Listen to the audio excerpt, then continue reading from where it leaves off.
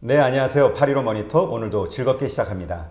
오늘은요, 그 중고차, 누구나 다 차량 가지고 계시지 않습니까? 그리고 중고차를 구입하시는 분들도 많이 계시고 또 자기 차를 판매하는 분들도 있고, 근데 이 차를 거래하는 데 있어서 그 불만족스러운 경험을 가지고 계신 분들이 참 많은 것 같아요. 그래서 어떻게 우리가 자기의 그 중고차를 사는 것이든 파는 것이든 어떻게 효과적으로 그 거래를 성사시킬 수 있을지, 이거와 관련된 사업을 하시는 전문가를 한번 모시고 한번 그 이야기를 들어보겠습니다.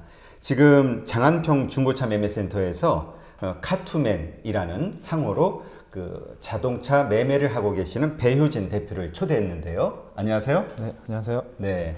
지금 중고 자동차 이 사업을 하신 지가 얼마나 돼요? 약 10년 정도 됐습니다. 아, 10년 정도? 네. 그럼 베테랑인 거죠? 그거 부족한가요? 예, 이제 일을 시작할 만할 정도가 됐다라고 생각을 합니다. 아, 그래요? 예, 예. 뭐 아주 겸손하게 얘기하시는데, 네, 제가 듣기로는 아주 평판이 좋은 그러한 그 중고차 매매 사업자로 제가 알고 있거든요.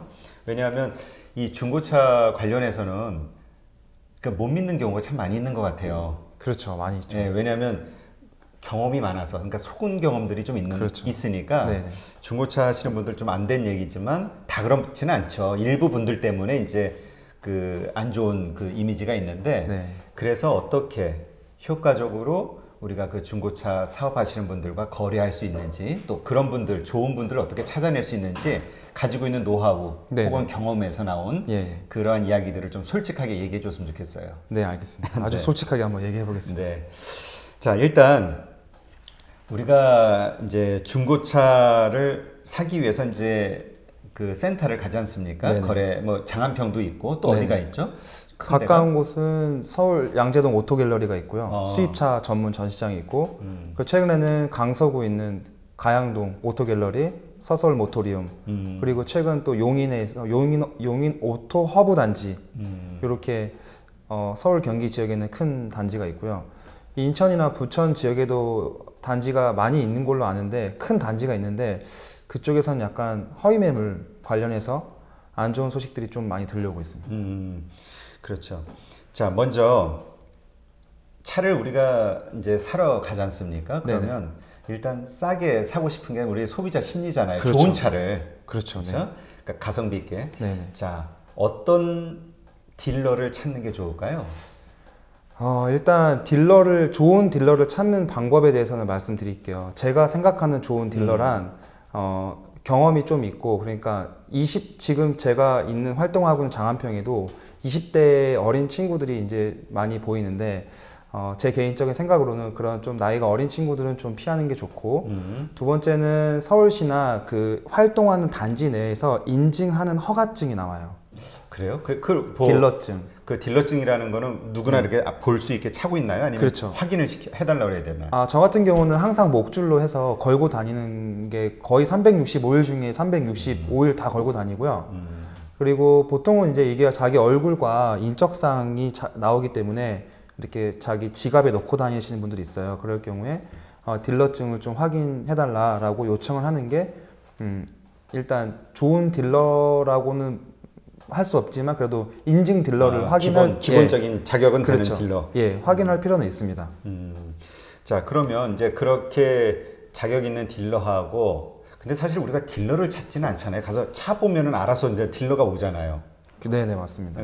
어떤 차 앞에 가면. 그렇죠. 그럼 내가 딜러를 선택할 수 있는 건 아니잖아요. 딜러를 일단 그렇죠. 차를 선택하게 차에 소비자들은 맞는 그렇죠. 딜러가 오니까. 네네. 그럼 이제 그 딜러가 이런 그 자격이 있는지를 확인해야 되겠네요, 우선. 그렇죠, 맞습니다. 네. 그리고 이제 먼저 이 차가 정말 괜찮은 컨디션의 차인지 아니면 뭐 사고가 났는지 네네. 어떻게 확인을 할 수가 있죠? 확인하는 방법은 일단 차를 겉으로 봐서는 알 수는 없죠. 그렇죠. 알 수는 없는데 지금은 제도가 아주 잘 돼 있는 게 사업자가 차를 사오게 되면 일정 부분의 돈을 지불하고 성능 점검을 보게 돼 있어요. 이 성능 점검을 하는 업체는 국가에서 공인하고 인증한 업체에서 저희 딜러들이 돈을 내고 이제 보는 건데, 거기에서 차량을 정확하게 볼 수 있는 기사분들이 사고 유무를 판단해서 그 표를 만들어 주죠. 그게 자동차 중고 자동차 성능 기록표라는 명칭이 붙어져 있어요. 아, 네, 그게 기본적인 토대로 해서 이 차가 사고가 있었구나, 외판 부위 교환이 있었구나라는 걸 확인할 수 있습니다. 그러면 일단 뭐 기본적으로 사고는 그렇다 치고 있었는지 없었는지 확인은 그걸로 보면 되는 거고, 성능이 좋은지 안 좋은지 이제 확인을 해야 되잖아요. 네, 확인해야죠. 근데 우리가 기본적으로 가장 먼저 이렇게 체크하는 게 마일 수가 몇 마일이나 되는지 그걸 보고 체크한 경우가 많아요. 네네, 그렇죠. 키로수. 근데 일단 첫 번째 그 마일 수를 키로수, 네네. 키로수를 믿을 수 있는 건가요? 키로수는 현재 제가 지금 2009년도, 8년도부터 일을 시작했는데 지금까지 10년 가까이 되면서 키로수를 조작한 차를 본 적이 한 번도 없습니다. 아, 그래요? 이거는 제가 알기로는 제가 일하기 전 윗대 선배들, 이제 옛날 처음 초창기에 일을 하셨던 분들에 한해서 조금 이루어졌던 것 같은데, 그게 너무 안 좋은 인식이 이제 쌓이다 보니까 지금까지 야, 키로수 조작도 한대, 뭐 또 침수차도 판대, 맞아. 이런 말들이 이제 많이 지금까지 오고 있는데요. 키로수를 조작해서 팔기에는 시대가 너무 이제 지났어요. 그 이유가 왜 그러냐면, 그렇게 해서 한 대를 팔아도 그렇게 큰 이윤이 남지는 않아요. 이미 그 당시에는 차량에 대한 가격이나 성능에 대한 이런 기록표 같은 게 정확하지 않을 때, 얼마에 사온지 모르고 얼마에 파는지 모르는, 이제 아무런 이런 정보가 없을 때는 가능했던 일인데, 지금은 그렇게 한들 딜러 입장에서 많이 남지도 않고, 또한 또 소비자들도 그렇게 멍청하진 않은 거죠, 시대 자체가. 네. 그러면 이제 어쨌건 성능이 괜찮은 차를 이제 잘 골라야 되는데 어떤 방법이 있을까요? 비법 같은 게? 이거는 저만의 노하우인데요. 네. 제가 이제 차를 매입하러 가잖아요. 그러면 차 외관만 보고도 거의 한 7, 80%는 알 수 있어요. 아, 하긴 우리 저 배 대표도 팔기 위해서는 뭔가 일단은 사서 팔아야 되니까. 네, 네, 맞습니다. 아, 또 역시 구매자의 입장이 되네요. 그렇죠. 저도 한 번은 구매자가 되는 거죠, 그 차에 대해서는.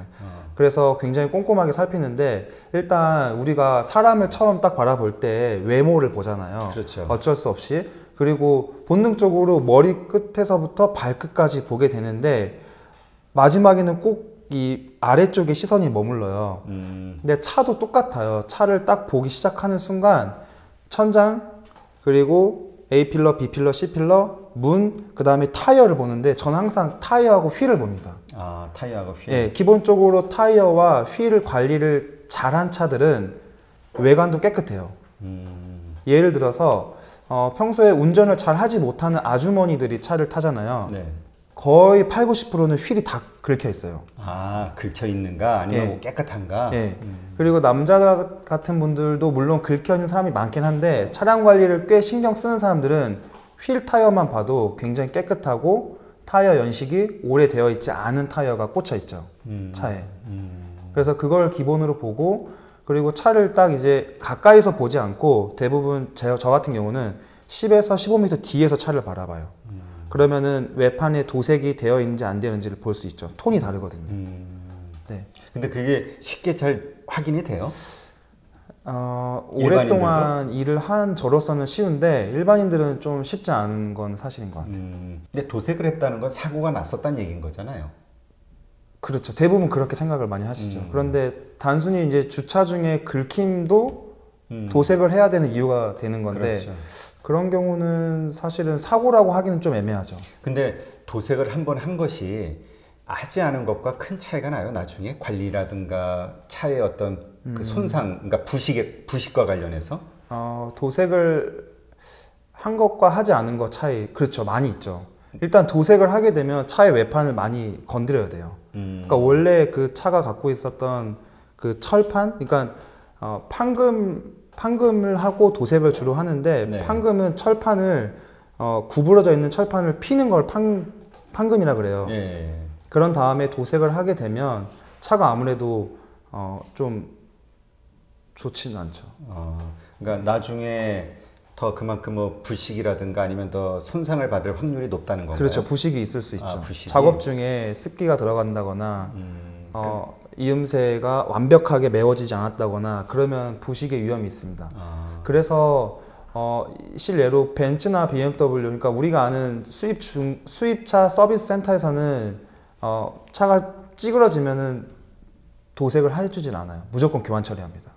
아, 아예 판 자체를 바꿔버려요. 왜냐하면 나중에 혹시 사람이 하는 일이니까 부식이 있을 수도 있고 도색이 잘못 나왔을 경우에 컴플레인이 걸잖아요. 이런 모든 것들을 다 없애기 위해서 교환 처리를 우선 하고 있죠. 아, 그렇군요.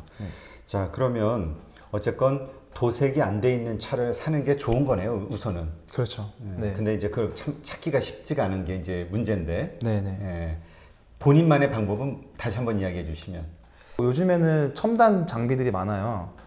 도색이 되어 있는지 안 되어 있는지 저는 이제 장비를 갖고 다니지만 일반인들은 그 표면을 만져보면 또 알 수가 있는데요. 네. 그러면 저 일반인은 어쨌든 뭐 쉽지 않으니까 그 딜러한테 이게 도색이 되는지 지금 뭐 장비를 가지고 다닌다고 그랬으니까 이게 좀 확인 좀 해줘요. 그렇게 얘기하면 해줘요?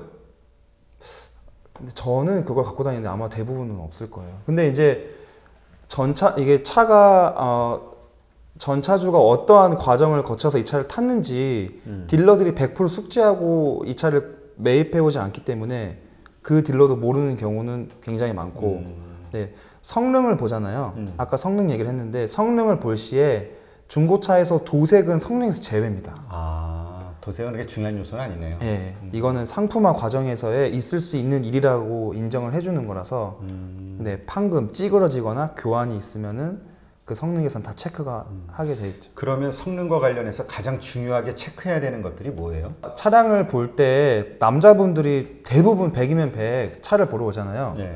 무조건 본네트를 열어봅니다. 그렇죠. 네, 그렇죠. 맞아. 네, 전문 용어로는 이제 뭐 후드라고도 하는데 후드를 100% 열어봐요. 네. 그런데 이제 우스갯소리로 여쭤보죠. 이거 좀 뭐 알고 열어보시는 거냐? 근데 대부분 고개를 절레절레 흔들고 모른다고 말씀하세요. 모르는데도 일단 열어봐. 무조건 열어봐요. 본네트를 여는 순간 멋있다고 생각하나 봐요.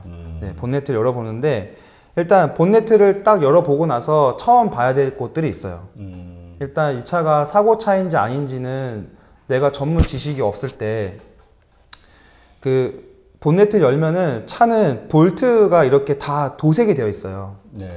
그런데 사고차로 인해서 수리를 할 경우에는 그 볼트를 풀잖아요. 네. 그럼 볼트에 있는 그 페인트가 다 까져 있어요. 아, 네. 그게 위치가 어디에 있는 거죠? 그 볼트의 위치가? 볼트는 워낙 많아서 정확하게. 그러니까 그 여러 가지 볼트들이 있는데 네. 어쨌든 그 볼트들을 전부 이렇게 한 번씩 꼼꼼하게 보면 되는 거네요. 그렇죠. 긁혀 있는가 아닌가. 그렇죠. 그리고 각 해당 앞에 본네트를 열었을 때는 왼쪽 휀다와 오른쪽 휀다의 볼트를 보고 기본적으로 이걸 보고 아 여기 휀다를 갈았구나, 또 좌측 휀다를 갈았구나, 우엔다를 갈았구나 이렇게 알 수 있고요. 그리고 사실 뭐 단순 교환 같은 경우는 크게 차를 타는데 문제는 안 돼요. 제일 중요한 건 본네트를 열었을 때 제일 확인해야 되는 거는 휠 하우스예요. 휠 하우스. 네, 휠 하우스 말 그대로 바퀴의 집인데 이거를 꼭 확인을 하셔야 돼요. 왜요? 왜냐하면 차를 처음 만들어낼 때 정밀한 기계가 균형을 맞춰서 차가 나오는데 휠 하우스가 닫혔다 깨졌다는 표현을 쓰는데 휠 하우스가 깨지면 이걸 다시 사람 손으로 붙이게 돼 있어요. 용접을 하게 돼 있는데 이때 이 균형이 잘 안 맞는 경우가 많아요. 그래서 고속도로를 주행할 때 밸런스가 흐트러지는 경우가 많죠. 네. 그리고 차체 안에 있는 차 엔진 미트를 떠받치고 있는 프레임이 좀 녹이 나 있거나 그리고 그게 이제 좀 그쪽에서 볼트 너트가 되게 볼트가 많은데 그게 다 풀려 있거나 그러면은 좀 의심을 해보고 물어봐야 되는 경우가 생기는 거죠. 근데 그렇게 의심이 돼서 이거 사고 난 거 아니냐 물어봤는데 아니라 그러면 어떻게 해요? 보통은 그렇게 얘기해요? 아니면은 어떻게 해요? 그냥 그 딜러들의 입장에서. 근데 요즘에는 다 사고 이력이 있으니까 다 하겠죠. 예, 그렇죠. 다 인정을 합니다. 대부분 다 인정을 해요. 그러니까 어차피 기록 때문에. 그렇죠. 네. 사고 나지 않은 차와 사고 난 차 같은 그 동급의 차량이라고 했을 때 종류에 네네. 얼마의 차이가 나요? 글쎄요. 만약에 뭐 휀다 하나 단순 교환이 있다. 그러면은 실제 판매가가 1,000만 원인데 휀다 한쪽이 교환이 있는 차의 경우는 한 20만 원, 국산차 기준. 국산차 기준 한 20, 30만 원 정도. 그러니까 큰 차이는 안 나네요. 그 사고 그렇죠. 유무의 차이가 네네. 나 20% 30% 얘기하는 줄 알았는데 그게 아니라 아니에요. 20만 원, 30만 원 차이. 네네 그 정도는 아니에요. 크지 근데 대신 이런 건 있어요. 그 휀다도 앞휀다가 있고 뒤엔다가 있어요. 네. 그런데 앞휀다는 볼트를 4개에서 6개 정도만 풀르면 쉽게 뜯을 수가 있어요. 이렇게 해서 볼트를 쉽게 뜯어낼 수 있는 교환 부위는 단순 교환이라고 하고 대신 뒤핸다는 차가 프레임에 일체형으로 그냥 아예 처음 생산 때부터 붙어 있거든요. 만약에 뒤핸다를 교환한다 그때는 차체를 잘라야 되는 거죠. 이럴 경우에는 정말 큰 사고예요. 아, 그러네. 그래서 좀 차이점이 있어요. 만약에 앞엔다 단순 교환이면 2, 30인데 뒤엔다가 교환이다, 즉 프레임을 잘랐다, 그럼 방금 말씀하신 대로 20%가 감가가 될 수 있습니다. 아, 그러니까 역시 그냥 단순 앞에 그냥 부딪힌 그런 사고들은 별로 차이가 안 나는데 그렇죠. 아주 큰 대형 사고들은 그렇죠. 예. 차 프레임 자체를 건드는 순간 금액은 감가는 뚝뚝뚝 떨어지는 거죠. 근데 가격 차이가 얼마 안 난다 해도 우리가 이제 보통 걱정하는 게 뭐냐면, 그러니까 지금은 멀쩡한데 그 사고 났던 이력 때문에 잔고장이 많을까봐 걱정하는 거잖아요. 그게 실제로 그 걱정이 맞아요? 사고 난 차들은 나중에 잔고장도 많이 나고 또 뭐 뭔가 기능 성능이 확 떨어지거나 그런 일은 없나요? 사고차라고 해서 잔고장이 많다거나 성능이 떨어지진 않는 것 같아요. 아, 요즘 나오는 차들은 대부분 그렇진 않아요. 그러니까 어차피 거기가 수리가 된 거면 그렇죠. 네네.